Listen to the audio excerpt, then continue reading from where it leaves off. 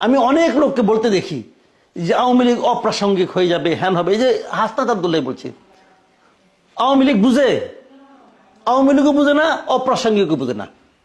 আওয়ামী লীগ একটা বিরাট দল, আওয়ামী লীগ একটা বিরাট দল। এরা কোন কোন মানে স্বপ্নের জগতে বাস করে। এরা মনে করে আজকে একটা ডিক্লারেশন দেব, আওয়ামী লীগ শেষ হয়ে যাবে। আচ্ছা, ওই যে আওয়ামী লীগ শেষই হয়, সচিবালয়ে আগুন ধরছে, সবাই বলতেছে এটা নাকি আওয়ামী লীগ ধরাইছে, ছাত্রলীগ নাকি ধরাইছে, এটা বলতেছে। আওয়ামী লীগ তো শেষ হয়ে গেছে, ছাত্রলীগ তো শেষ হয়ে গেছে। তাহলে এখনো তো আওয়ামী লীগ তো ভূত হয়ে আপনার ঘাড়ের মধ্যে চাইপা আছে। আওয়ামী লীগের ভূত তো আপনি ঘাট থেকে নামাতে পারছেন না। যে ভূত আপনি ঘাট থেকে নামাতে পারেন না, সেটাকে আপনি নিশ্চিত করে দিবেন কেমনে করে ভাই?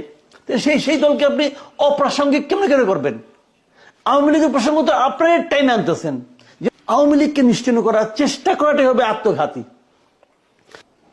এখন যারা বলে বঙ্গবন্ধু অপ্রাসঙ্গিক, আওয়ামী লীগ অপ্রাসঙ্গিক, আমি বলি, আমি ভাবি তারাই রিয়েলি আমাদের স্বাধীনতার বিরোধী ছিল। আপনি যত কিছুই বলেন, আজকাল থেকে মুক্তিযুদ্ধকে ডিফেম করার একটা চেষ্টা থাকে।